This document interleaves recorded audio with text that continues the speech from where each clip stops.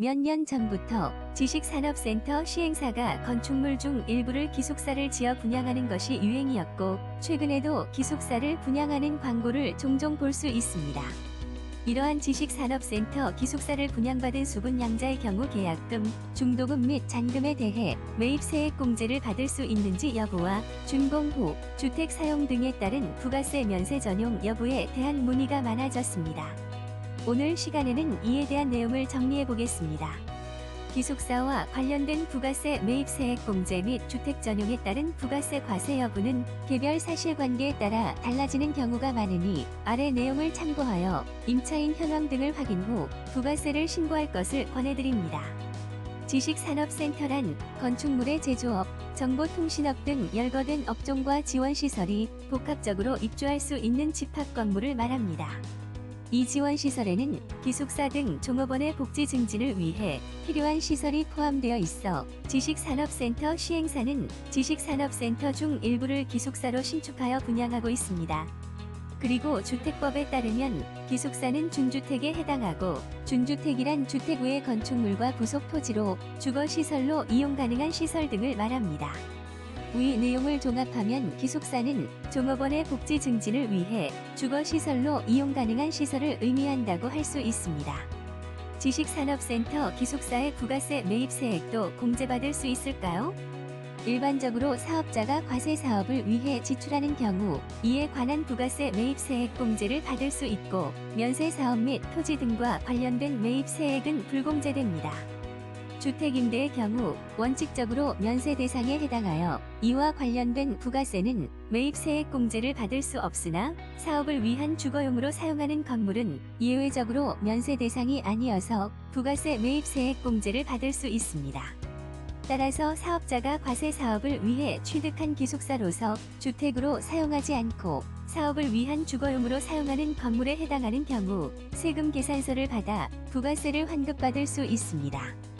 다만 기숙사를 주택으로 사용하는지 아니면 사업을 위한 주거용으로 사용하는지에 대해 판단이 쉽지 않고 사실관계에 따라서도 달라지므로 유의해야 합니다. 법령과 예규 등에 비추어 볼 때도 기숙사를 주택이 아닌 사업을 위한 주거용으로 인정받아 부가세를 공제받기 위해서는 임차인이 기숙사에서 상시 거주하는 것이 아니고 임차인이 사업을 위해 사용해야만 합니다. 따라서 기숙사가 주택인지 사업을 위한 주거용 건물인지 판단에 관한 참고사항을 확인하셔서 기숙사에 관한 증빙을 갖추는 것이 바람직합니다.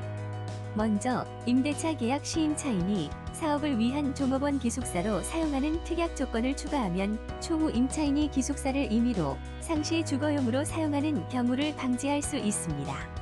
임대인이 사업자인 임차인에게 세금 계산서를 발행하는 경우에는 사업용으로 사용되는 것으로 추정될 수 있으므로 부가세 매입세액 공제를 받기 좋겠죠.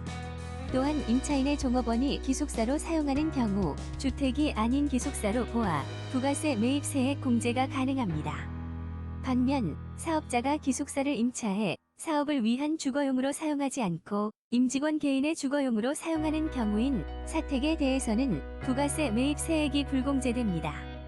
마지막으로 임차인이 전입신고를 하는 경우 임차인이 상시 거주하는 주택으로 추정될 수 있으므로 임차인의 전입신고가 없는 것이 부가세 매입세액 공제를 받기 위해 바람직합니다.